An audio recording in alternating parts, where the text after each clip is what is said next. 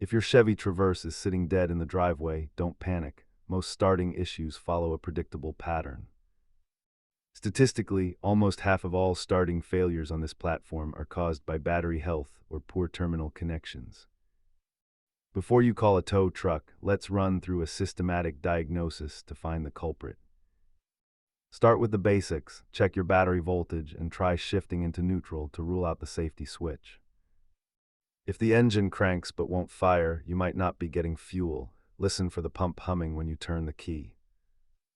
If you hear a single loud thud when turning the key, your starter motor is likely at the end of its life. Simple electrical cleaning is a great DIY project, but internal fuel and computer issues usually require a shop.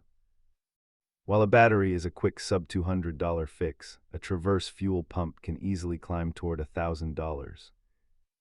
If the basics check out, look for a flashing security light on your dashboard, which indicates an immobilizer lockout. Keep these essentials in your cargo area so you're never truly stranded when a no-start happens. Remember, the best way to fix a no-start is to prevent it with a quick battery test every autumn.